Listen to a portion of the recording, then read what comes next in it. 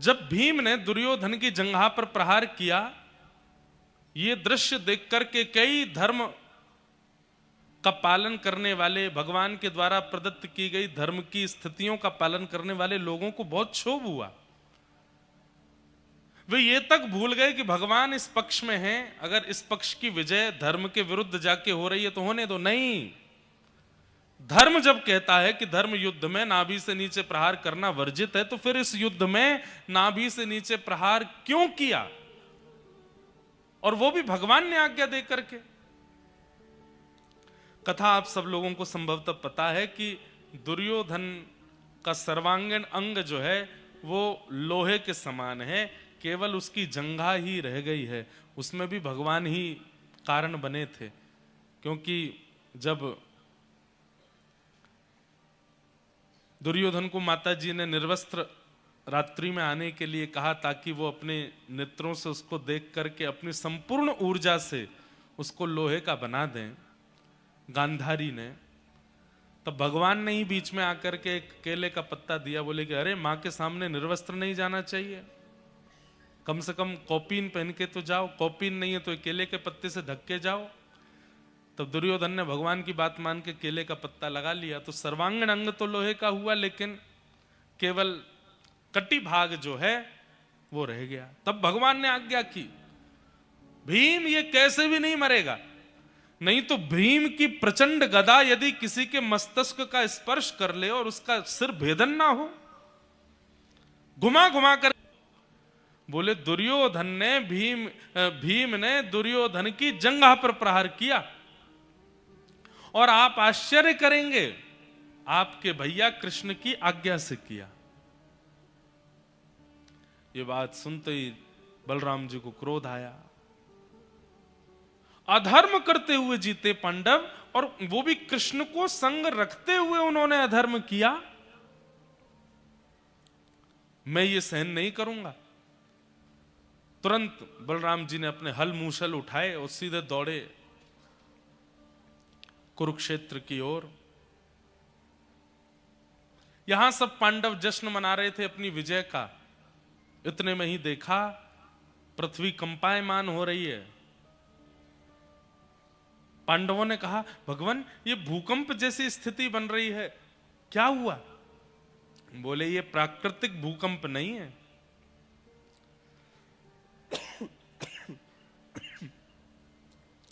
ऐसा भूकंप दो ही स्थिति में आता है, या तो मैं नाराज हो जाऊं या फिर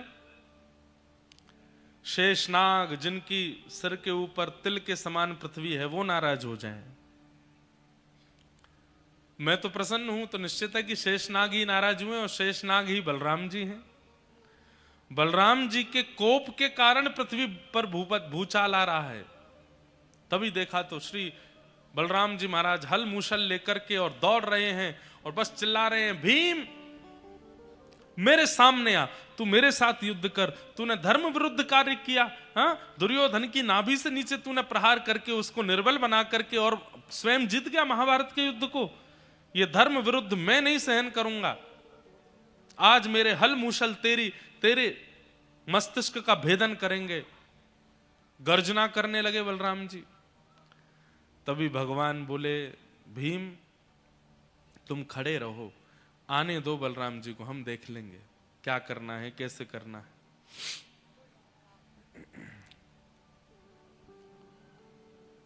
बलराम जी महाराज दौड़े।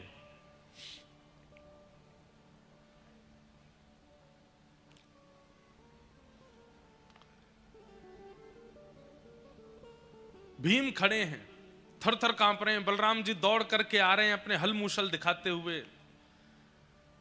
तभी ठाकुर जी ने एक योजना बनाई और भीम के सामने खड़े होकर के भगवान ने दंडवत प्रणाम किया बलराम जी को। जैसे ही देखा कि लाला दंडौत कर रहा है, कन्हैया दंडवत कर रहे हैं, बलराम जी तो अपना सारा कोप भूल गए, हल मूसल धूल फेंक करके और ठाकुर जी को उठा करके अपने हृदय से लगाया। एक सीख यहां पर यह मिलती है, बड़े लोगों का क्रोध शांत करने का एक ही तरीका है, उनके चरणार विंद, उनके श्री चरणों को पकड़ लो। हम आपसे निवेदन करते हुए कहते हैं, कितने भी क्रोध में क्यों ना हूं, यदि आप उनके चरण स्पर्श कर लेंगे, चरणों का आलिंगन कर लेंगे, चरणों में लेट जाएंगे, अगर उनका स्वाभाविक क्रोध होगा तो वो शांत हो जाएंगे। और कहीं ईर्ष्या में भर करके, मद में भर करके कोई व्यक्ति क्रोध कर रहा हो और आप उसके चरण पकड़ रहे हैं, फिर भी वो अपना क्रोध शांत ना करे, तो समझ जाना कि इस व्यक्ति का क्रोध इसका नाश करेगा। नहीं तो अमूमन 90 बड़े बुजुर्गों को आप चरण पकड़ लो, तुरंत शांत हो जाएंगे। बलराम जी तो सब गुस्सा भूल गए, ठाकुर जी को उठाया, हृदय से लगाया, अरे लाला तू काय को चरणन में प्रणाम करे, अरे मोह तो तेरी बड़ी याद आ रही, लाला तू स्वस्थ तो है ना, इतना बड़ो महाभारत युद्ध भयो तो को खरोच तो नहीं आई। ठाकुर जी बोले, नहीं भैया मैं ठीक हूं। थोड़ी देर में मानो सारा गुस्सा भूल गए, लेकिन थोड़ी देर बाद जब भीम की ओर पुनः दृष्टि गई, लाला तूने यहां बैठ तो बाद में बात करूंगा, पहले या भीम को सबक सिखाऊं, मेरे हलमुशल कहां हैं। भगवान बोले, भैया क्यों नाराज हो रहे हैं आप, क्यों क्रोध कर रहे हैं, क्यों मारना चाहते हैं आप भीम को। धर्म विरुद्ध आचरण किया है भीम ने, धर्म युद्ध में नाभि से नीचे प्रहार करना मना है और इसने नाभि से नीचे प्रहार करके युद्ध को अपने पक्ष में लिया है। यह धर्म विरुद्ध कार्य मेरे जीते जी तो नहीं होगा। लाला तू तो बड़ो दयालु है, तू तो बड़ो कृपालु है, सबन पर दया करे, तेरी बात अलग है, पर मैं ये सब सहन नहीं करूंगा, मैं आपको सबक सिखा के रहूंगा।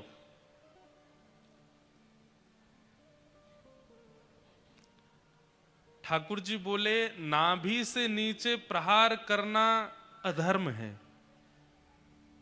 हाँ, और इसीलिए आप आए हो यहां पर। बोले जी। भगवान बोले, तो फिर अबला नारी, रजस्वला नारी भरी सभा में निर्वस्त्र की जा रही हो, यह कौन सा धर्म है। एक नारी अपने मासिक धर्म में है, उसके पति जुआ हार गए हैं और वहां यही दुर्योधन, यही दुशासन उसकी साड़ी खींच के निर्वस्त्र कर रहे थे, यह कौन सा धर्म था भैया। बलराम जी निर्वाक हो गए। और यदि वह धर्म अधर्म था तो वहां आप क्यों नहीं आए दुर्योधन का शिरच्छेदन करने के लिए, वहां आप क्यों नहीं आए दुशासन के हाथों को काटने के लिए। एक भरी सभा में नारी का अपमान किया जा रहा था, तब आप नहीं आए। और आज जब महाभारत युद्ध में दो पक्ष युद्ध कर रहे हैं, दो राजा युद्ध कर रहे हैं, और राजा युद्ध जीतने के लिए कुछ भी करता है, केवल नाभि से नीचे जंघा पर प्रहार कर दिया। और यह बात आप भी जानते हैं कि पूरे शरीर में कहीं भी प्रहार करने से दुर्योधन मरने वाला नहीं है, उसकी जंघा पर ही प्रहार होगा, तभी वो गिरेगा। इतना सब जानते हुए भी आप हल मूसल उठा करके यहां भीम को मारने के लिए चले आए, मुझे आश्चर्य हो रहा है आप पर। यदि उस समय आपका यह क्रोध उत्पन्न हुआ होता तो आज महाभारत युद्ध की नौबत नहीं आती भैया। ध्यान से सुनिए,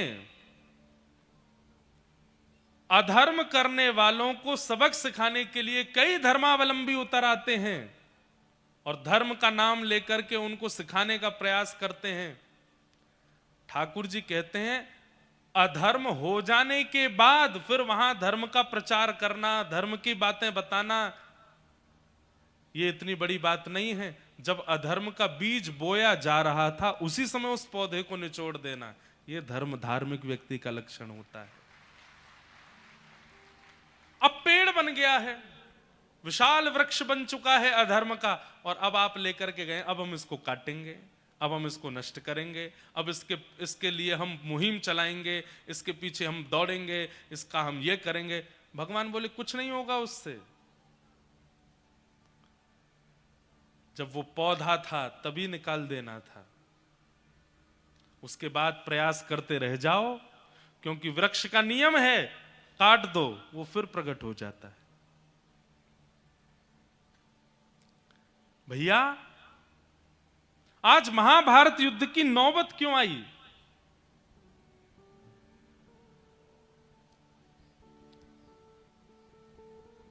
क्योंकि उस समय दुर्योधन दुशासन बच गए। जिस समय इन लोगों ने अधर्म किया।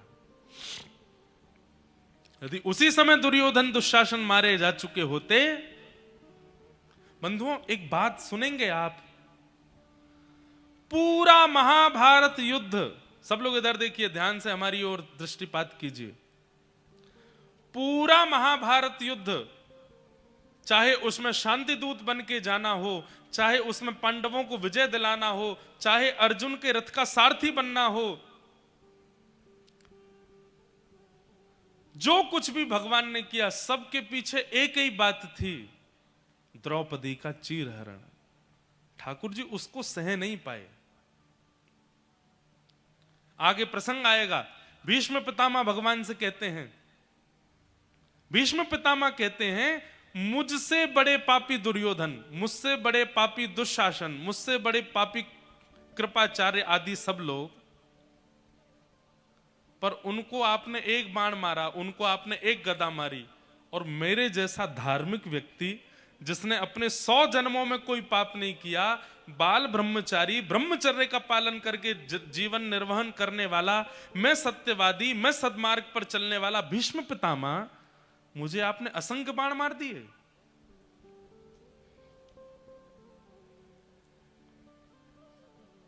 मैं इतना जानता हूं, मैंने विवाह नहीं किया, जब कभी भी स्त्रियों का दर्शन किया तो उनके प्रति मातृभाव या बहन भाव ही रखा, और स्त्रियों की प्रति दूरदृष्टि रखने वाला वो दुर्योधन, उसको आपने इतनी दर्द भरी मृत्यु नहीं दी जितनी दर्द भरी मृत्यु मुझे दी है। कारण क्या है नाथ? 100 जन्मों में मैंने पाप नहीं किया, फिर भी इतना कष्टदायी मृत्यु मुझे क्यों हो रही है? भगवान उत्तर देते हुए कहते हैं, पाप करने वाला पापी होता है, पर पाप होते हुए देखने वाला महापापी होता है। कोई पाप कर रहा है और आप उस पाप को रोकने की सामर्थ्य होते हुए भी खड़े खड़े केवल देख रहे हो, ठाकुर जी कहते हैं उससे दुगना बड़ा पाप आपका है, क्योंकि आप सामर्थ्य होते हुए भी मुंह पर चुप्पी लगाए बैठे हो। आप यदि खड़े होकर के एक उंगली उठा देते और एक बार कहते, दुर्योधन खबरदार, जो तूने द्रौपदी का स्पर्श भी किया तो द्रौपदी का चीरहरण नहीं होता। मैं उस समय चीरहरण के समय दुर्योधन को नहीं देख रहा था, दुशासन को नहीं देख रहा था, मैं उस समय उस सभा में बैठे हुए भीष्म पितामह को देख रहा था कि भीष्म पितामह जैसे महारथी जिस सभा में बैठे हैं वहां स्त्री निर्वस्त्र नहीं हो सकती। लेकिन जब पता चला कि दुर्योधन भीष्म पितामह के होते हुए भी द्रौपदी निर्वस्त्र हो रही है, उसी दिन मैंने ठान लिया था कि दुर्योधन दुशासन इन सब की मृत्यु तो एक तरफ है, भीष्म पितामह की मृत्यु सबसे कष्टदायी होगी। क्यों? ये योग्य होते हुए भी देख रहे थे। धर्म की परिभाषा है क्या हम जानते ही नहीं हैं, बस क्योंकि ट्रेंड में चल रहा है इसलिए सब आगे आ जाते हैं।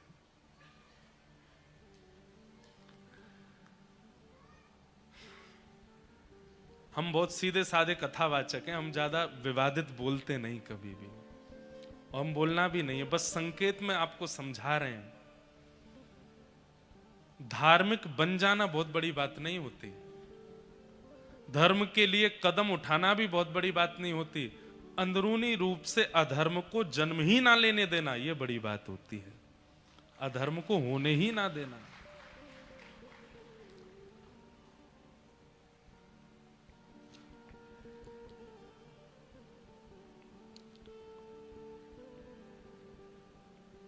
आज पूर्व मंत्री और पन्ना के विधायक श्री ब्रजेंद्र प्रताप जी पधारे हैं, श्री रामेश्वर शर्मा जी विधायक हुजूर भोपाल से पधारे हैं, श्री विनोद जी पूर्व अध्यक्ष पर्यटन विभाग पधारे हैं, श्रीमती निर्मला सप्रे जी विधायक बीना पधारे हैं, श्री आकाश सिंह जी भाजपा के अद्भुत नेता भी आज पधारे हैं। सबका बहुत बहुत स्वागत, बहुत बहुत अभिनंदन। ये खूबसूरती है मध्य प्रदेश की। इतने बड़े बड़े नेता आ जाते हैं, फिर भी कथा में कोई विघ्न नहीं आता, विक्षेप नहीं आता। सब चुपचाप बैठ करके कथा श्रवण करते हैं, कथा के रस को और वर्धन करते हैं। अन्य प्रांत के नेता विधायकों को सीखना चाहिए कथा में हम कैसे जावें, ऐसे जावें जैसे मध्य प्रदेश के राजनेता कथा में आते हैं, चुपचाप आके कथा सुनते हैं। कथा का यही तो स्वरूप है। कथा का स्वरूप इसके इतर कुछ और नहीं होता। यही स्वरूप कि हम कथा में गए और पड़ोसी को भी नहीं पता चला कि हम बैठ के सुन के चले आए। अब हमारे लिए कथा है, सबके लिए कथा है, बहुत अच्छी बात है। तो हम क्या निवेदन कर रहे थे? अधर्म हो जाने के बाद धर्म का पाठ पढ़ाने के लिए आना, अब तो यही करना पड़ता है। लेकिन बात अच्छी तब हो जब अधर्म होने ही ना दिया गया होता।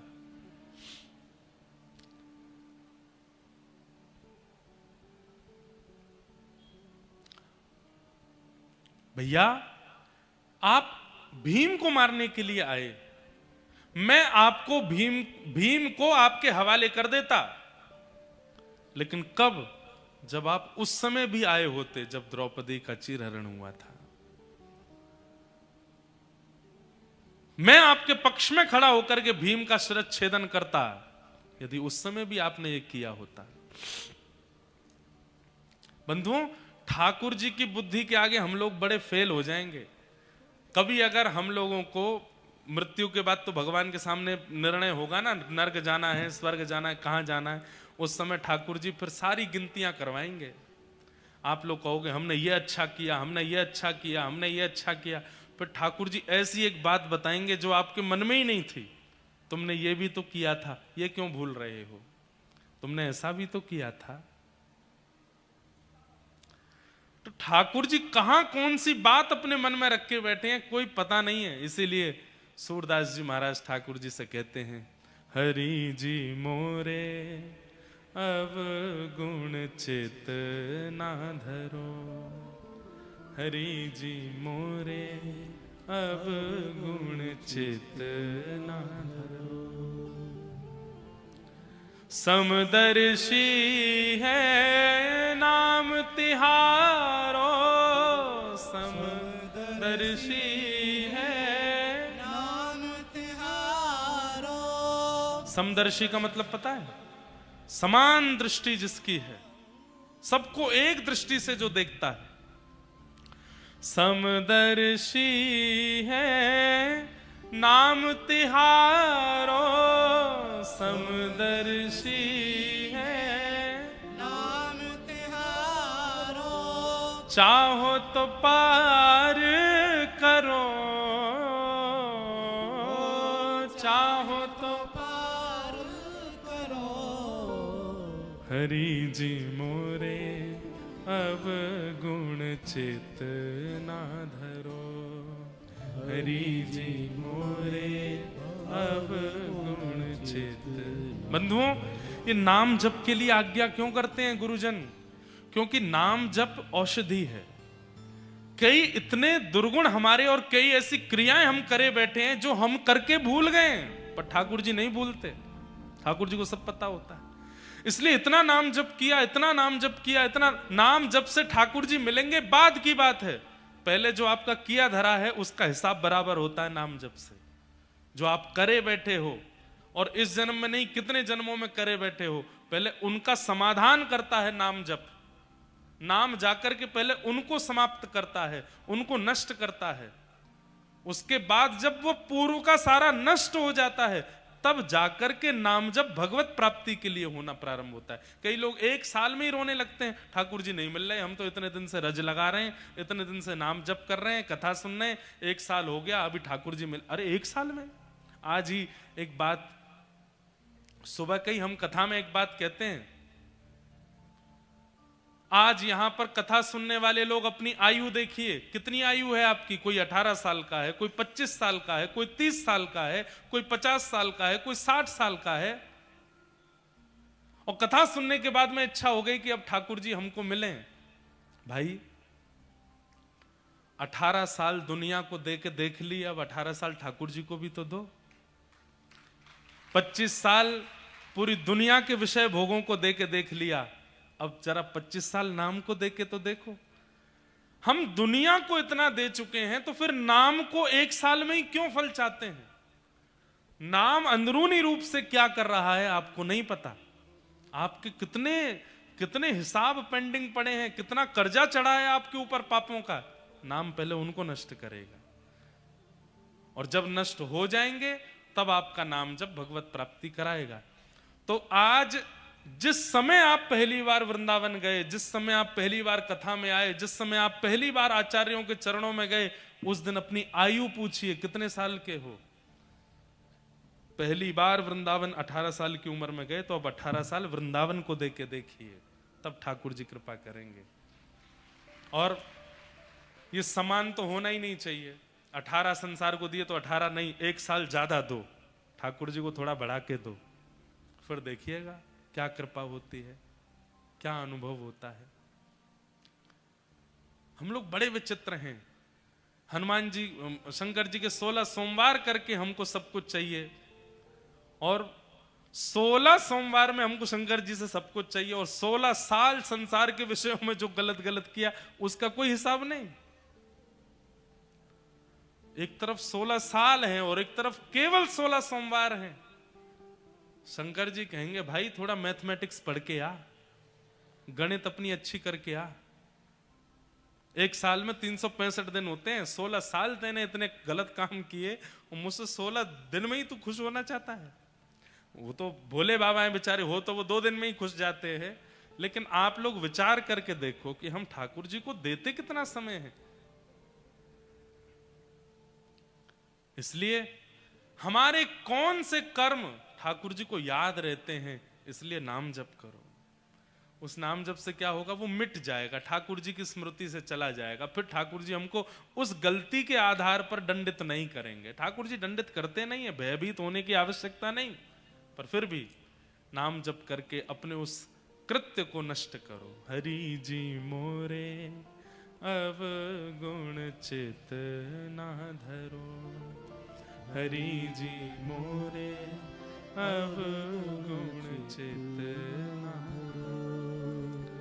इतने सुंदर सुंदर पद हैं हमारे आचार्यों के, इनमें सारा सार भरा है। सूरदास जी का पद है,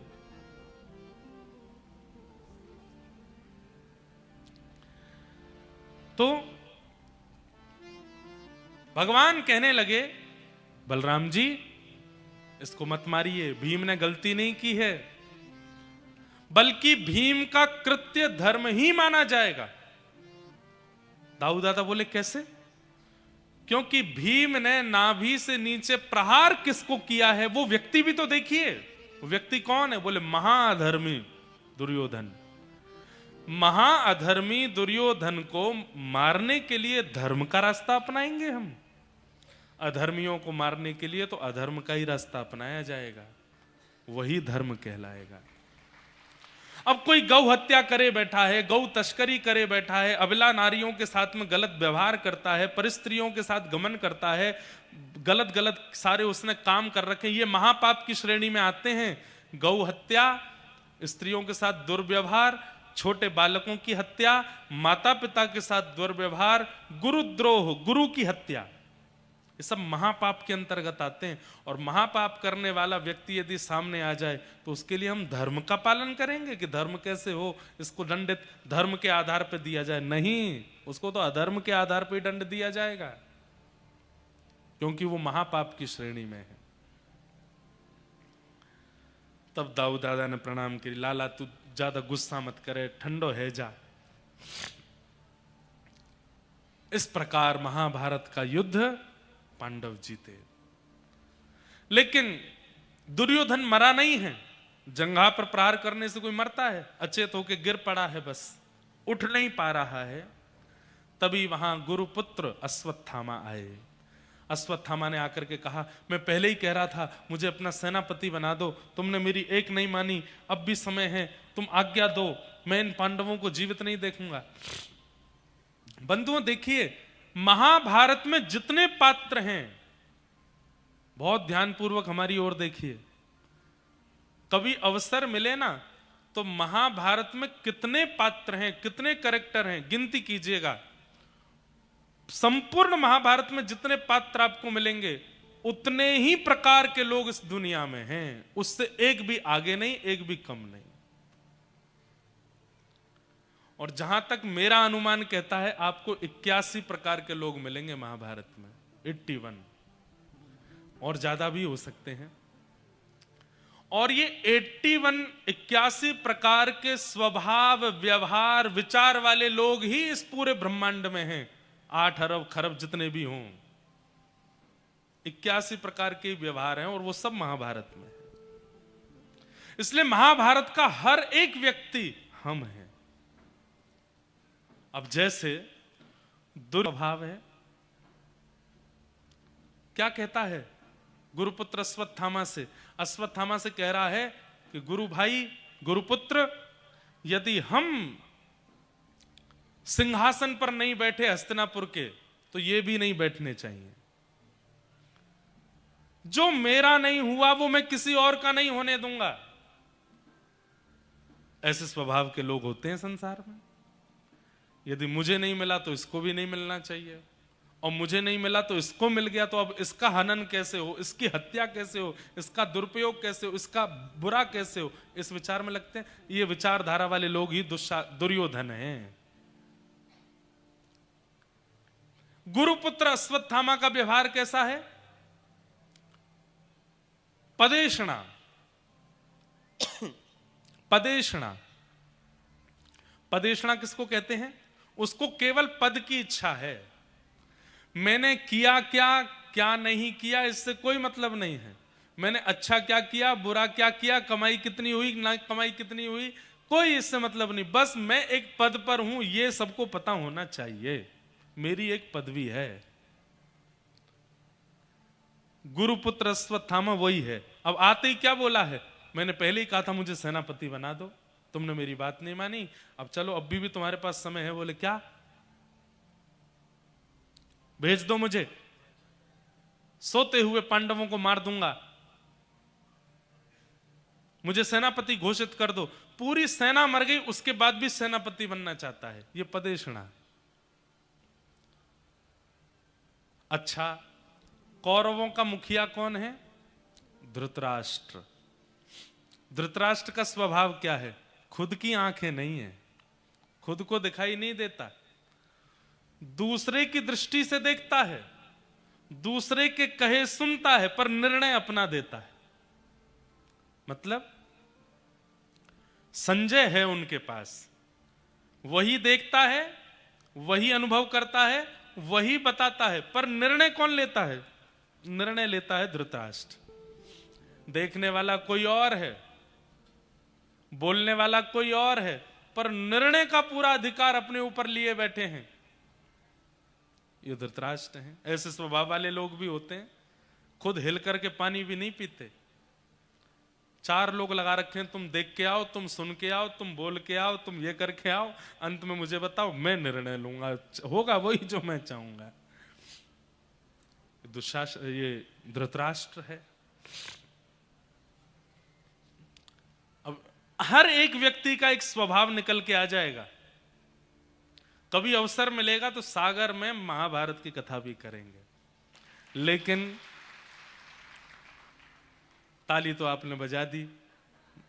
महाभारत की कथा 7 दिन की नहीं होती, महाभारत की कथा होती है 30 दिन की, 1 महीना की। क्योंकि महाभारत इतना विशाल ग्रंथ है कि उसकी भूमिका में ही 7 दिन निकलेंगे। लेकिन अद्भुत होगी, आज तक एक ही बार हुई है महाभारत की कथा, पूज्य मलुकपीठ वाले महाराज जी ने की है। क्योंकि महाभारत की कथा ऐसे नहीं होती, उसके अनुष्ठान भी बहुत बड़ा होता है उसका। और एक हमारे भारत में भ्रांति है कि महाभारत कराने से, सुनने से, पढ़ने से घर में लड़ाइयां होती हैं। कहां चले जाएं बताओ, हम भारतीय लोग ऐसा सोचते हैं। जिस महाभारत का थोड़ा सा अंश गीता पूरी पृथ्वी को भूचाल ला सकता है, सोचिए, वो 700 श्लोकों की गीता इतनी प्रगाढ़ हो सकती है, संपूर्ण 1,00,000 श्लोक महाभारत के कैसे होंगे? यन्ने भारत तन्ने भारत, अद्भुत है महाभारत। एक एक व्यक्ति को दर्पण दिखाई दे जाएगा। महाभारत की कथा में पता चल जाता है कि ये तो मैं हूं, ये जिसके बारे में चर्चा हो रही है, कहीं ना कहीं पता चलेगा शकुनी तो मैं ही हूं। कहीं ना कहीं पता चल जाएगा कि भाई ये धृतराष्ट्र कोई और नहीं है, ये तो मेरा ही स्वभाव है। और व्यक्ति को जब दर्पण दिखता है ना, तो व्यक्ति दर्पण में अपनी बिगड़ी हुई स्वरूप को संभाल लेता है। कोई दर्पण देखता ही नहीं है तो बिगड़ा ही रहेगा, अपने उसके आंख नाक बाल वाल सब बिगड़े ही रहेंगे। महाभारत दर्पण है। कभी कृपा होगी ठाकुर जी की तो मेरा बहुत समय से मन है करने का, करूंगा एक बार महाभारत की कथा। गांधारी, और गांधारी कौन है? गांधारी का कैरेक्टर कैसा है? खुद के पास आंख भी है, खुद के पास सब कुछ भी है, लेकिन क्योंकि क्योंकि धृतराष्ट्र नहीं देख सकते, इसलिए स्वयं की आंखों पर भी पट्टी बांध लेती है। मतलब किसी पर, इसी को कहते हैं अंधविश्वास। वो तो देख ही नहीं रहा है और बिना देखे सब गलत कर रहा है, मैं भी नहीं देखूंगी। लो, अरे तुम्हारी तो आंख खुली रखो, तुम उसकी पत्नी हो, तुम अगर देख के बताओगी तो उससे बहुत कुछ अच्छा होगा। लेकिन उन्होंने गलत अर्थ निकाल लिया पतिव्रता नारी होने का। कैसा अर्थ निकाला? बोले ये नहीं देखते तो मैं भी नहीं देखूंगी। सबका अपना अपना एक कैरेक्टर है महाभारत में, और वो सब हम ही हैं। गुरुपुत्र अश्वत्थामा अर्धरात्रि में गए और सोते हुए 5 पांडवों को मारने के लिए, लेकिन जाको राखे साइया मार सके ना कोई, बाल ना बाका कर सके जो जग बैरी हो। ठाकुर जी जिसके रक्षक बन जाते हैं उसको फिर कौन मार सकता है? कल हमसे किसी ने निवेदन किया, महाराज अम्बरीश का चरित्र सुनाइएगा। हमने कहा जरूर सुनाएंगे महाराज। अम्बरीश का चरित्र एक दिन सुनाऊंगा, मैं विस्तार से सुनाऊंगा। कैसी रक्षा ठाकुर जी करते हैं। बस ठाकुर जी के चित्त को भा जाए तो ठाकुर जी रक्षा। अच्छा, एक और बात, क्या प्राणों की रक्षा को ही आप ठाकुर जी के द्वारा की गई रक्षा मानते हो? नहीं, प्राणों की रक्षा ठाकुर जी के द्वारा की गई रक्षा नहीं है। तो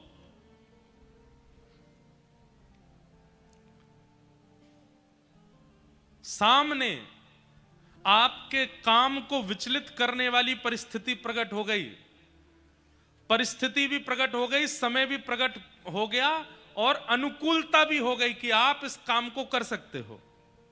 लेकिन आप जानते हैं मनी मन कि ये पाप तो है, लेकिन कोई देख नहीं रहा है, अगर मैं चाहूं तो कर सकता हूं। लेकिन उसी समय आपने अपने मन की बात सुन करके अपने आप को उस स्थिति से निकाल दिया और उस क्रिया को नहीं किया, तब मानो ठाकुर जी ने आपकी रक्षा की। हमारी बात समझ में आई? परिस्थिति प्रकट हुई है, अनुकूलता प्रकट हुई है, समय प्रकट हुआ है, कोई देखने वाला भी नहीं है, और आप चाहो तो कर सकते हो। लेकिन उस समय भी आप ये जानते हुए कि ये पाप है और अपने आप को वहां से सही सलामत बचा लाते हो, इसको मानो ये ठाकुर जी की रक्षा। ठाकुर जी ने आपकी रक्षा की। और भले ही आप खूब अच्छे प्रवचन करता हो, खूब अच्छे आध्यात्मिक व्यक्ति हो, लेकिन परिस्थिति जैसे ही प्रकट हुई, अनुकूलता देख करके, मौके का फायदा उठा करके आपने उस उपभोग को भोग लिया, समझ जाओ ठाकुर जी ने आपको बचाया नहीं। इसलिए रक्षा विषयों से होती है। संसार में तो भाई जब जिसको मरना है वो मर ही जाएगा। किसी को पहाड़ से गिर के मरना होगा, किसी की मृत्यु अटैक से होनी होगी, किसी की मृत्यु बीमारी से होनी होगी। मृत्यु को तो बहाना चाहिए, हम सबकी मृत्यु बहाने से आएगी आएगी। कई बार जीवन में हम बच गए किसी स्थिति में, तो वहां तो यही मानना चाहिए कि यहां मेरी मृत्यु नहीं थी, आगे आएगी। वहां ठाकुर जी ने रक्षा नहीं की आपकी। ठाकुर जी रक्षा तो विषयों में करते हैं, विषयों में रक्षा करते हैं। 5 पांडवों को तो नहीं मार पाया गुरुपुत्र अश्वत्थामा, पर द्रौपदी के सोते हुए 5 पुत्रों को मार दिया। अंधेरे के कारण पता नहीं चला, 5 पुत्रों को मार करके जैसे ही गया, प्रातःकाल होते ही पता चला कि वो तो 5 पांडव नहीं, द्रौपदी के 5 पुत्र थे। अर्जुन ने प्रतिज्ञा ले ली, जिसने भी द्रौपदी के 5 पुत्रों को मारा उसको जीवित नहीं छोड़ूंगा। भगवान ने बार बार कहा, क्रोध में निर्णय मत लो अर्जुन, चाहे परिस्थिति कितनी भी खतरनाक क्यों ना हो जाए, पहले क्रोध को शांत करो। क्रोध में बंधुओं एक नियम बना लीजिए, क्रोध आपको बहुत आता, आने दो। बस क्रोध में एक काम कर लीजिए, बोलिए मत, मौन हो जाओ, ये आपको करना पड़ेगा। आप जिस दिन क्रोध में मौन होना प्रारंभ हो जाएंगे, आप अपने आप अनुभव करेंगे कि अब आपसे कोई गलती नहीं होगी, अब आपसे कोई अपराध नहीं होगा। क्रोध में व्यक्ति गलती सबसे बड़ी कर बैठता है जब वो बोलने लगता है, क्योंकि क्रोध में वाणी से सरस्वती उठ जाती हैं और व्यक्ति फिर कुछ भी बोलता है, निर्णय भी गलत ले लेता है। बस क्रोध में बोलिए मत। अर्जुन कहने लगा, मैं जीवित नहीं छोड़ूंगा, जिसने 5 बालकों को मारा वो बचेगा नहीं मुझसे। भगवान हाथ पकड़ने लगे, अर्जुन क्रोध में निर्णय नहीं लेते। जैसे ही पकड़ने के लिए गए तो पता चला गुरुपुत्र अश्वत्थामा पकड़ करके बंदी बना करके लेकर के आए। द्रौपदी के सामने जैसे ही प्रस्तुत किया, तथा हतम पशुवत् पाशबद्ध मवांग मुखम कर्म जुगुप्सितेन निरीक्ष कृष्णापकृतं गुरु सुतं वाम स्वभाव कृपया नाम च। हाथों को पैरों को जब बंधे हुए देखा और बंधी बने हुए जब व्यक्ति को देखा, द्रौपदी ने जैसे ही देखा ये तो हमारे गुरु का पुत्र अश्वत्थामा है। गुरुपुत्र अश्वत्थामा को बंधे हुए देख करके अर्जुन के चरणों में गिर पड़ी द्रौपदी और कहने लगी, इसको छोड़ दो, इसको मुक्त करो, इसके हाथ पैर खोलो, इसको मत मारो। अरे द्रौपदी, तेरे बालकों का हत्यारा है ये, मेरे बालकों का हत्यारा बाद में है, गुरुपुत्र पहले है, ब्राह्मण पहले है, हमारा पूजनीय पहले है, पहले इसके हाथ पैर खोलो, इसको मत मारो। अर्जुन बोले, क्यों ना मारूं इसके, मुझे अगर तुम प्रमाण दोगी तो ही मैं इसको छोड़ूंगा। भगवान खड़े खड़े बोले, अर्जुन सबसे पहला प्रमाण तो यही है कि जिसके बालक मारे गए वो माता इतनी दया में आ गई, जिसको देख करके उसको तुम कैसे मार सकते हो। मां को अपने सबसे ज्यादा प्रिय बालक होते हैं, वो बालकों के हत्यारे को जीवित नहीं देखना चाहती, पर द्रौपदी के चित्त में उसके प्रति दया आ रही है, तुमको यहीं रुक जाना चाहिए। दूसरी बात, द्रौपदी कहती है, इसको मारने से मेरे बालक जीवित हो जाएं तो मारो, नहीं होंगे जीवित तो फिर क्यों मारो। दूसरी बात, इनकी मां वो विधवा पहले ही हो चुकी हैं, एक पुत्र को है उसको भी मार दोगे तो वो किसके सहारे जिएंगी। मेरे बालक मर गए पर मेरे पति अब भी जीवित हैं, बालकों के बिना मैं रह लूंगी, लेकिन पति तो है ना, इनके सहारे रह लूंगी, ये कहां जाएंगी, इनको मत मारो। सीधी बात, द्रौपदी ने अपने वक्तव्य में 5 बातों को विशेष रूप से कहा। जो भी व्यक्ति निर्णय लेते समय इन 5 बातों का ध्यान रखता है, ठाकुर जी कहते हैं मैं उससे प्रसन्न रहता हूं। और वो 5 बातें कौन कौन सी? सबसे पहला, धर्म, आपके निर्णय में धर्म होना चाहिए। दूसरा, न्याय, न्याय होना चाहिए, कोई एक पक्ष की तरफ पड़ना ज्यादा भारी नहीं होना चाहिए, न्याय के साथ आपका निर्णय होना चाहिए। तीसरा, करुणा, आपके निर्णय में करुणा होनी चाहिए। पता चली ऐसा निर्णय ले लिया निर्दयी होकर के, नहीं, उसमें करुणा का भी अंश होना चाहिए। 5वां, निष्कपटता, कपट नहीं होना चाहिए आपके निर्णय में। और अंतिम, समता, महत्व, समत्व होना चाहिए। इन 5 बातों का ध्यान रख के जो व्यक्ति निर्णय लेता है उसका निर्णय कभी विफल नहीं होता। भगवान ने द्रौपदी की बात सुनकर के उसको अपनी बहन का दर्जा दिया और ठाकुर जी ने उसको कृष्णा, भगवान का नाम कृष्ण, द्रौपदी का नाम कृष्णा।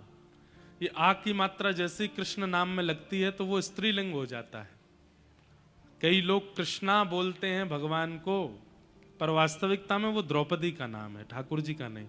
ठाकुर जी का नाम है कृष्ण, अकार नहीं है पीछे। यहां अधिकतर माताएं बैठी हैं, सबके नाम के पीछे या तो इकार होगा ई या फिर आ, उसी से वो स्त्रीलिंग शब्द बनता है। ऐसे ही कई शब्दों में अकार और इकार का प्रयोग हो जाने पर वो स्त्रीलिंग हो जाता है। कृष्ण में आ अकार जोड़ दोगे तो वो द्रौपदी का नाम हो जाएगा। इसलिए जब भी हरे हरे कृष्ण महामंत्र भी कहो तो हरे कृष्ण कृष्ण कृष्ण हरे हरे, हरे कृष्णा। वो इसलिए भी है क्योंकि गौड़िया वैष्णव परंपरा जो है वो बंगाल से है।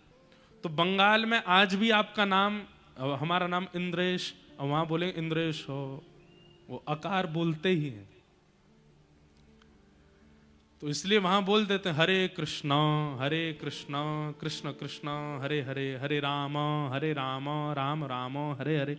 बंगाल की बोली में अकार आ जाता है, वास्तविकता में महामंत्र हरे कृष्ण कृष्ण कृष्ण हरे हरे, हरे राम राम राम हरे हरे। उसमें अकार मत लगाइए। द्रौपदी को भगवान ने अपनी बहन बना लिया और कृष्णा नाम से संबोधित किया। निरीक्ष कृष्णापकृतम गुरु सतम। तत्पश्चात गुरुपुत्र अश्वत्थामा को मृत्यु दंड नहीं दिया, आधी दाढ़ी मूछ मूड़ करके उसकी शिखा का छेदन करके भगवान ने सभा से बाहर निकलवाया। अपना अपमान जान करके अश्वत्थामा ने ब्रह्मास्त्र छोड़ दिया उत्तरा के बालक को मारने के लिए। गर्भवती है उत्तरा, उसके बालक को मारने के लिए। उत्तरा कौन है? अर्जुन की पुत्र वधू, अर्जुन के पुत्र अभिमन्यु की पत्नी है उत्तरा। उसके गर्भ में बालक है और उस गर्भ के बालक को मारने के लिए ब्रह्मास्त्र छोड़ दिया अश्वत्थामा ने। भगवान के चरणों में जाकर के जब उसने प्रणाम किया कि नाथ मेरी रक्षा करो, ठाकुर जी एक रूप से बाहर खड़े हैं, एक रूप से वायु का रूप धारण करके नासिका से गर्भ में प्रवेश कर गए और अपनी गदा को घुमा करके भगवान ने उत्तरा के गर्भ के बालक की रक्षा की। बोलो भक्तवत्सल भगवान की। कालांतर में यही उत्तरा के गर्भ का बालक जन्म लेकर के परीक्षित कहलाए, परीक्षित हुए। भगवान अपनी लीला पूरी करके अब सबसे आज्ञा लेने लगे, भैया महाभारत युद्ध पूरा हुआ, अब आप सब लोगों के सब क्रिया पूरी हो गई, पांडवों को हस्तिनापुर का राज्य मिल गया, अब मैं चलूं, अब मुझे आज्ञा दो, मैं द्वारिका जाऊंगा। तब भुआ कुंती ने आकर के भगवान की स्तुति गाई, और कुंती ने जो स्तुति गाई है बहुत सुंदर है। नमस्ये पुरुषं त्वाद्यम् ईश्वरं प्रकृते परम् अलक्ष्यं सर्वभूतानां अन्तर्बहिरवस्थितम्। बंधुओं, उत्तरा के गर्भ में भगवान ने जाके रक्षा की, ये किसी ने नहीं देखा, केवल कुंती ने देखा। बाकी सबको तो लगा ठाकुर जी भारी खड़े हैं, पर कुंती ने देख लिया कि ठाकुर जी वायु मात्र बन करके भीतर गए और जाके रक्षा करके आए। अब भगवान रथ में आरूढ़ होकर के जैसे ही द्वारिका के लिए जाने लगे, कुंती ने दोनों रथों घोड़ों की चाबुक पकड़ ली और रथ रोक दिया। भगवान बोले, कहो बुआ क्या बात है? बोले, नीचे आओ, हमें बात करनी है आपसे। ठाकुर जी नीचे उतर के आए। बंधुओं, 3 पात्र महाभारत में ऐसे हैं ठाकुर जी को बहुत प्रिय हैं।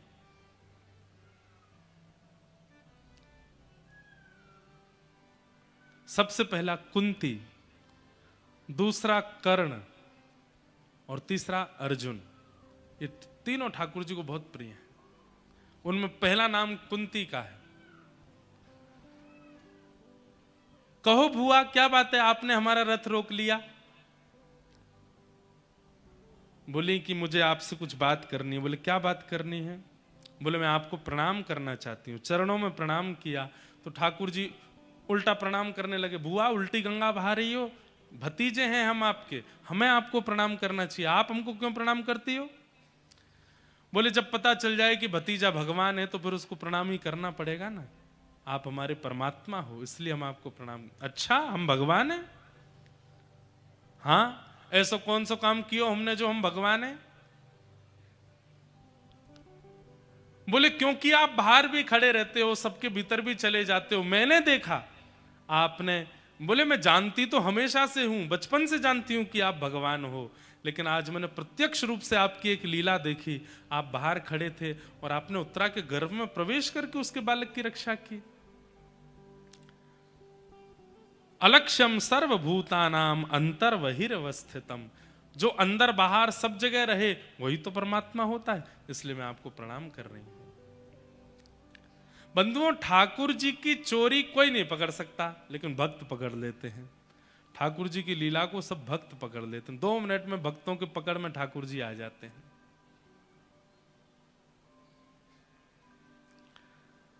ठाकुर जी बोले मैया बुआ, अगर मैं परमात्मा हूं तो परमात्मा तो सब जगह रहता है, तो फिर मेरे दर्शन करने के लिए आपको द्वारिका क्यों आना पड़ता है, या मेरे दर्शन के लिए आपको द्वारिका से क्यों बुलाना पड़ता है मुझे।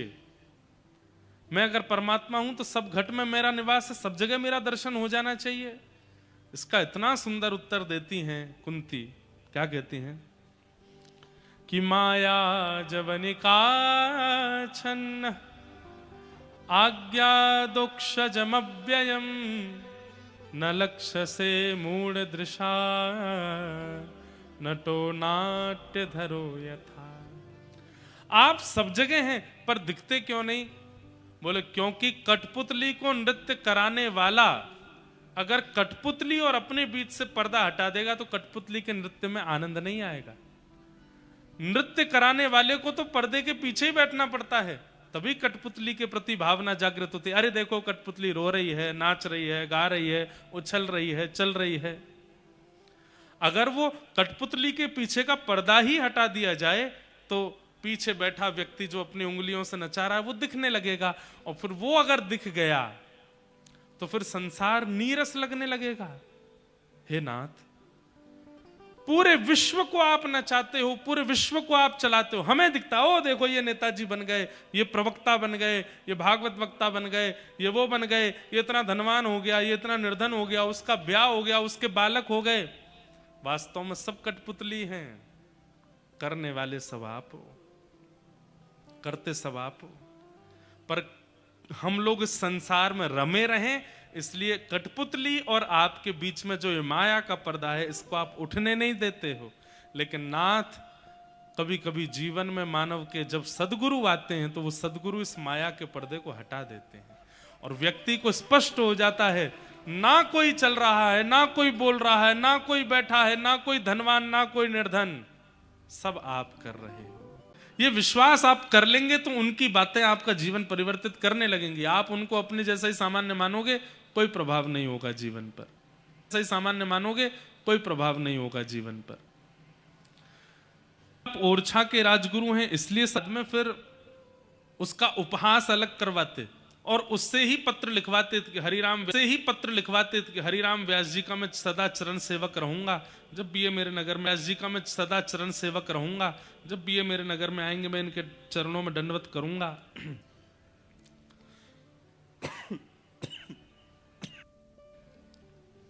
यहां तक कि स्याही से उसके घर के बाहर भी, स्याही से उसके घर के बाहर भी लिखवा देते थे ताकि आने जाने वाले सब लोगों को पता चले कि मैं श्री हरिराम व्यास जी से हारा हुआ हूं। इतना अपमान करते थे। हराना एक बात है, हराना एक बात है, उससे विजय पत्र ले लेना, ये भी चलो यहां तक भी ठीक है, पर उसके द्वार पर लिखवा देना कि ये मुझसे हारा है, ये तो बहुत बड़ा, ये तो अपमान हो गया ना, अपमान। कठिन परिस्थिति आवे तो जरूरी नहीं कि आपको भी पूरी कठिनाई से ही उसका सामना करना है, कभी कभी शांत बैठ कर के भी। राम व्यास जी बोले, तुम्हें मैं प्रश्न उत्तरी करने वाला लगता हूं? अरे मेरे एक एक वाक्य पर हजार हजार ब्राह्मण बैठ करके वाक्य निर्माण करते हैं, तुमको लगता है कि तुम सामान्य से ब्राह्मण मुझसे प्रश्न करोगे, मैं उसका उत्तर दूंगा? महादेव बोले, विशिष्ट ब्राह्मणों के प्रश्नों का उत्तर तो आपने दिया ही है, एक बार सामान्य ब्राह्मण का भी दे दो, क्योंकि मेरे प्रश्न का उत्तर कोई और दे नहीं पाया, इसलिए मैं आपके पास आया हूं। हरिराम व्यास जी बोले, बोलो क्या प्रश्न है तुम्हारा? महादेव बोले, मैं ये पूछना चाहता हूं, विवेक किसे कहते हैं? हरिराम व्यास जी पहले तो हंसे, बोले यही प्रश्न है बस? बोले हाँ बस यही प्रश्न है, बस यही बता दीजिए विवेक किसे कहते हैं। बोले विवेक का मतलब होता है सद और असद का बोध होना। एक होता है ज्ञानी व्यक्ति और एक होता, रावण ज्ञानी था, विवेकी नहीं। हरिराम व्यास जी ने पूछा विवेक क्या है? शंकर जी ने पूछा विवेक क्या? हरिराम व्यास जी बोले, सही और गलत की पहचान जिसको हो उसे विवेक कहते हैं। अच्छा, विशाखा का ही अवतार आपके रूप में हुआ है, आप इसलिए ज्ञानी नहीं बने कि आप सबको हराओ, आप इसलिए ज्ञानी बने ताकि अपनी वाणी के प्रभाव से सबको वृंदावन बसाओ, वृंदावन का यश गाने के लिए आप आए हो, जाइए। उसी समय हरिराम व्यास जी वापस ओरछा आ गए। सीधे वृंदावन क्यों नहीं गए? क्योंकि मन में ग्लानि हो रही है। हरि राजत दंपति भो, सुरत रंग के रस में भीनी, सुरत रंग के रस में भी। बंधुओं, ये सुबह का राग है, सुबह सुबह ठाकुर जी को इसी राग में ही उठाना चाहिए, और हो सके तो यही पद गा के उठाना चाहिए। ठाकुर जी उठे हैं और से सैया पर अपनी अंगड़ाई ले रहे हैं, आंख मीड़ रहे हैं, उन सब का वर्णन है इस पद में। सुरत रंग के रस में नहीं पड़ा, दौड़ पड़े जहां से स्वर आ रहे थे वहां की ओर, और जाकर के उनके चरणों में प्रणाम करके बोले, ये शब्द किसने लिखे हैं? मैं अपने गुरु की खोज में हूं और मुझे लगता है कि जिनके ये शब्द हैं वे ही मेरे गुरु हैं।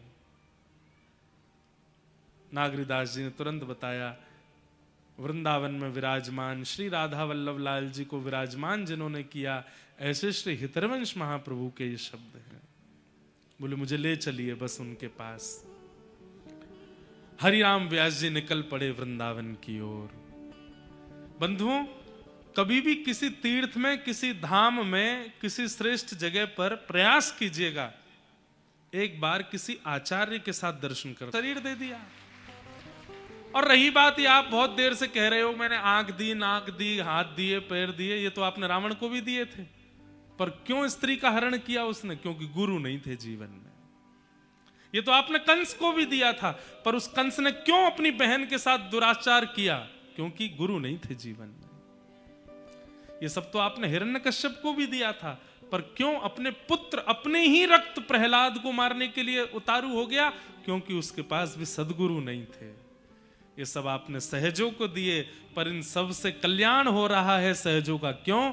क्योंकि सदगुरु मेरे पास है। इसलिए मैं राम विसारूं पर गुरु ना विसारूं, राम तज डारूं। मैं गुरु को नहीं छोड़ सकते। बहुत ऊंची स्थिति है, उस स्थिति में पहुंचना ही बहुत मुश्किल है। तो हरिराम व्यास जी पहुंचे, और लेकिन राधा वल्लभ जी के दर्शन हुआ, उनके मन का उतावलापन, मुझे हितरवंश महाप्रभु का दर्शन करना है। कहने लगे मुझे महाप्रभु जी के दर्शन कराओ, हरिवंश महाप्रभु के दर्शन कराओ। तो किसी ने कहा वो तो प्रसाद बना रहे हैं, अभी ठाकुर जी का भोग सिद्ध कर रहे हैं, मुझे अभी मिलना है, मैं इतनी दूर से चल के ओरछा से आया हूं, अभी मिलना है। किसी ने जाकर के महाप्रभु जी से कहा बहुत परेशान हो रहे हैं, क्या करें? बोले उनको यहीं बुला लाओ रसोई में। रसोई घर के बाहर आकर के जैसे हरिराम व्यास जी बैठे तो उस समय हितरवंश महाप्रभु कुछ बना रहे थे ठाकुर जी के प्रसाद के लिए। जैसे ही आकर के बैठे हरिराम व्यास जी, तुरंत महाप्रभु जी ने जो अग्नि जल, अब देखिए छोटी छोटी क्रिया कितना बड़ा संकेत करती है, ध्यान से सुनना। जो लकड़ी अग्नि में चूल्हे में लगी हुई थी उस अग्नि को बुझाने लगे हरिवंश महाप्रभु, और पतीला कपड़े से पकड़ के नीचे उतारने लगे। तो हरिराम व्यास जी बोले आपने चूल्हा क्यों बुझा दिया और ये पतीला आपने नीचे क्यों रख दिया? भाई तुम्हारी शंकाओं का समाधान करना है, तुमसे बात करनी है, तुम प्रश्न करोगे उनका उत्तर देना है, और तुम्हारे उत्तर देते समय मैं प्रसाद कैसे बनाऊंगा?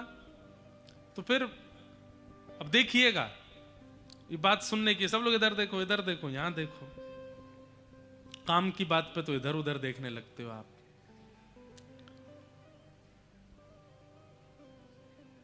हरिराम व्यास जी बोले आपने पतीला क्यों उतार दिया? तो बोले आपके प्रश्नों का उत्तर देना, इसलिए एक समय पर दो काम कैसे हो? बोले तो मेरे प्रश्नों का उत्तर देना मुख का काम है और भोग बनाना हाथ का काम है। आप हाथ से भोग बनाते रहिए और मेरे प्रश्नों का उत्तर देते रहिए। हरिवंश महाप्रभु बोले यदि ये बात संसार में लागू करोगे तो ठीक है, पर ठाकुर जी के प्रसाद सिद्ध करते समय एक समय पर दो काम नहीं हो सकते, क्योंकि तुम्हारे लिए प्रसाद बनाना हाथ का कर्म है, तुम्हारे लिए उत्तर देना मुख का कर्म है, पर मेरे लिए उत्तर देना और प्रसाद बनाना दोनों मन का कर्म है, और मन एक ही जगह लगता है, दो जगह नहीं। मैं हाथ से प्रसाद नहीं बनाता, मैं मन से प्रसाद बनाता। मैं तुम्हारा उत्तर मुख से नहीं दूंगा, मन से दूंगा, तभी समाधान होगा। और मैं मन से प्रसाद बनाऊंगा तभी प्रसाद बनेगा, नहीं तो खाना बनेगा। और मन एक साथ दो काम नहीं करेगा, और करेगा तो गिरेगा। हरिराम व्यास जी बोले मेरे सारे प्रश्नों के उत्तर मिल गए, मुझे समाधान मिल गया, अब मुझे इससे आगे कुछ पूछना ही नहीं। एक ही बात ने सब दे दिया। बंधुओं, कई लोगों के प्रश्न ही खत्म नहीं होते। ये तो फिर अच्छा एक बात और बता दीजिए, एक बात और बता दीजिए, एक बात और बता दीजिए। इसका मतलब जानते हैं आपने प्रथम समाधान को गुरु वाक्य और सब कुछ माना ही नहीं, इसीलिए दूसरा प्रश्न प्रकट हो गया। अगर आप गुरु के द्वारा प्रदत्त किए गए प्रथम वाक्य को ही समाधान मान लेंगे, उस वाक्य पर ही पूरा जीवन निकल जाएगा। समझ में आ रही है बात? आपने एक प्रश्न किया और एक प्रश्न का उत्तर जैसे गुरुदेव ने दिया, अगर उस वाणी के प्रति आपका अटूट विश्वास है, अटूट श्रद्धा है, अटूट समर्पण है, तो एक उत्तर ही आपके सारे प्रश्नों का उत्तर हो जाएगा। लेकिन आपने सामान्य उसको केवल एक वाक्य मान लिया कि हाँ गुरुजी उत्तर दे रहे हैं मेरे प्रश्नों का, तो आपके प्रश्न कभी खत्म नहीं होंगे। लेकिन गुरु वाणी को यदि आपने सर्वस्व मान लिया तो एक वाक्य ही बहुत है। रैदास जी की दीक्षा कैसे हुई थी पता है आपको? रैदास जी को बड़ी चिंता थी मन में कि मैं श्री रामानंदाचार्य जी से दीक्षा लेना चाहता हूं, पर मैं कैसे लूं, कैसे जाऊं? क्योंकि रामानंदाचार्य जी तो पहले व्यक्ति को देखते थे, परखते थे, परीक्षा लेते थे, तब वो परीक्षा में पास होता तो दीक्षा देते थे। रैदास जी बोले मैं तो किसी चीज में निपुण हूं ही नहीं, मुझे तो दीक्षा मिलेगी नहीं, और मुझे दीक्षा इन्हीं से चाहिए, और ये बिना परीक्षा लिए दीक्षा देते नहीं, परीक्षा देने की सामर्थ्य मेरी है नहीं, और बिना दीक्षा लिए मेरे प्राण निकल जाएं तो मेरे जीवन का तो सर्वनाश हो जाएगा, तो क्या करूं? तो किसी ने उनको युक्ति बताई, बोले काम है। बोले क्या? दीक्षा में दो काम होते हैं। बोले क्या? पहला काम, गुरु के चरण का स्पर्श हमारे श्री अंग से हो जाए, हाथ से हो जाए, सिर से हो जाए, कमर से हो जाए। और दूसरा, गुरु के मुख से निकला हुआ नाम हमारे कान में पड़ जाए, दीक्षा हो जाती है। और तीसरा, गुरु की दृष्टि पड़ जाए। बोले इसके लिए क्या करूं? बोले सुबह सुबह 3:30 बजे श्री रामानंदाचार्य जी गंगा स्नान करने के लिए सिड्डी उतर के जाते हैं। उस समय लाइट तो होती नहीं थी, दिया लेकर के लोग चलते थे। बोले तुम क्या करो? बोले तुम सिड्डी में जाके लेट जाओ। जिस सिड्डी से रामानंदाचार्य जी नीचे उतर करके जाएंगे वहीं जाके लेट जाओ। रैदास जी ने यही किया। जैसे ही लेटे जाकर के, रात्रि का समय, रात भर लेटे रहे। सुबह सुबह 3:30 बजे श्रीमद रामानंदाचार्य जी महाराज जैसे ही नीचे उतर के जाने लगे, तो अब भाई पैर के नीचे कुछ आ जाए तो उछल तो जाएंगे ही हम। तो सिड्डी उतर रहे थे, सिड्डी उतरते उतर जैसे ही पैर धरा, पैर के नीचे अनुभव होते ही वो तो एक सिड्डी नीचे उछले और मुख से शब्द निकला, राम राम राम राम राम राम। चरण स्पर्श होते ही गुरु आश्रित हो गए और राम राम राम मुख से निकलते रैदास जी को नाम मिल गया। बस वहीं प्रणाम करके रैदास जी भागे। बोले हो गई मेरी दीक्षा, मेरी दीक्षा संपन्न हुई। और केवल इतने मात्र से ही राम नाम जो प्राप्त हुआ, रैदास बन गए वो।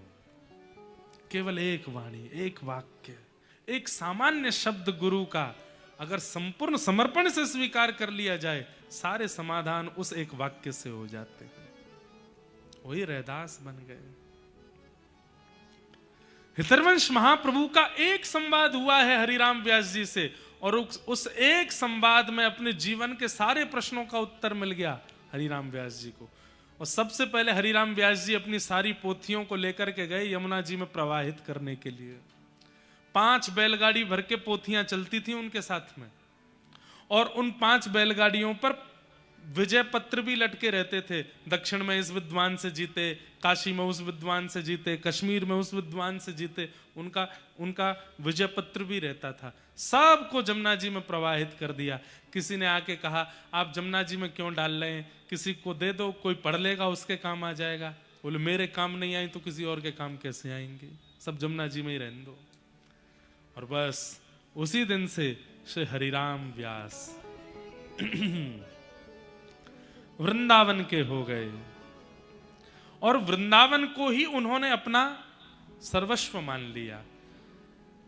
श्री वृंदावन के रूख हमारे, मात पिता गुरु बंधु। देखिए हरिराम व्यास जी वृंदावन में कैसे रहते हैं। अगर कोई प्रेरणा ले सके तो ले लो। वृंदावन के बड़े बड़े वृक्षों को उन्होंने अपना परिवार बना लिया, और केवल माना नहीं, वास्तविकता में परिवार मान ही लिया। ये पेड़ जो राधा वल्लभ जी के बगल में है, ये कौन है? बोले ये हमारे पिताजी हैं। राधा वल्लभ जी के उस तरफ वाला पेड़ ये हमारी माता जी हैं। राधा रमन जी के द्वार पर जो पेड़ है ये कौन? ये हमारे चाचा जी हैं, ये हमारे फूफा जी हैं, ये हमारी बुआ जी हैं, ये मेरी बहन है, ये मेरा भैया है, वो है। इस प्रकार वृंदावन के सारे वृक्षों को ही अपना परिवार बना लिया। और हर दिन जब उस मार्ग से निकलते तो पेड़ों से ही हाथ जोड़ते हुए प्रणाम, और फूफा जी ठीक हो, सब आनंद मंगल, सब प्रसन्न हैं, चलो थोड़ा आपको जल पिला देते हैं। पिताजी महाराज आप ठीक हो, आपकी कृपा से राधा वल्लभ जी कृपा करेंगे। वृंदावन के रूख हमारे, मात पिता गुरु बंधु। गुरु गोविंद साधु गति मीते, सुख फल फूलन की गंध। इन्हीं पीठ दे अनत डीठ कर, सो अंध में अंध। व्यास इन्हीं छोड़हु छुड़ावे, ताको परे निकंध। हरिराम व्यास जी का एक नियम था कि वो वृंदावन से इतना प्रेम करने लगे थे कि अब वृंदावन से कोई जाता भी था, हरिराम व्यास जी के कान में पता चल जाए। बोले क्या? अरे कोई सागर से लोग आए थे वृंदावन दर्शन करने, अच्छा अच्छा अब जा रहे हैं वापस। तो हरिराम व्यास जी एड़ी से चोटी तक का दम लगा देते थे कि उन लोगों को वृंदासी है, जान लो हमें हम वृंदावन वासी। अरे ऐसे वृंदावन को छोड़ के कौन जाता? हरिराम व्यास जी रोने लग जाते कोई वृंदावन से जाता था तो। महात्मा जी बोले हमको हरिद्वार जाना है, हमारे शालिग्राम जी दे दो। हरिराम व्यास जी अंदर गए, पर्दा किया, खिड़की पर एक घोंसला था, घोंसले में छोटी सी चिड़िया बैठी थी, चिड़िया पकड़ ली और डिब्बा में बंद करके चिड़िया शालिग्राम जी धर दिए ठाकुर जी के पीछे और चिड़िया दे दी उनको। डिब्बा में बंद नहीं जाते तो बोले क्या करें, एक बार जाते जाते जमुना स्नान कर लेना और सुनो ठाकुर जी खोल के इनको भी स्नान कराना। अच्छा ठीक है, इतना तो मानेंगे हम। जमुना जी गए, स्वयं स्नान किया, जैसे डिब्बा खोला सोई चिड़िया उड़ गई उसमें से। दौड़े दौड़े आए हरिराम व्यास जी के पास, बोले क्या हुआ? बोले मेरे ठाकुर जी उड़ गए। बोले उड़ के कहां गए? बोले देखो हम तुमसे मना कर रहे थे वृंदावन छोड़ के मत जाओ, तुम जबरदस्ती जा रहे हो, ठाकुर जी उड़ के वृंदावन में ही रह गए। बोले अब मेरे ठाकुर जी कहां? मेरे ठाकुर जी मिल गए, अगर वृंदावन में ही मिल। हरिराम व्यास जी गए, बोले देखो हम बताएं ठाकुर जी कहां है? ठाकुर जी के पीछे शालिग्राम जी धरे थे, देखो ये यहां छुप करके बैठे हैं चरणों के पीछे। उड़ के आए, यहां आके बैठ गए। महात्मा बोले सही बात कही, वृंदावन में ही प्राण त्यागेंगे, यहां से कहीं नहीं जाएंगे।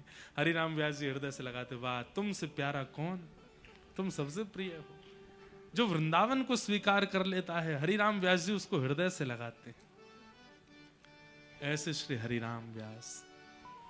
हरिराम व्यास जी बहुत बड़ा चरित्र है हरिराम व्यास जी का। पर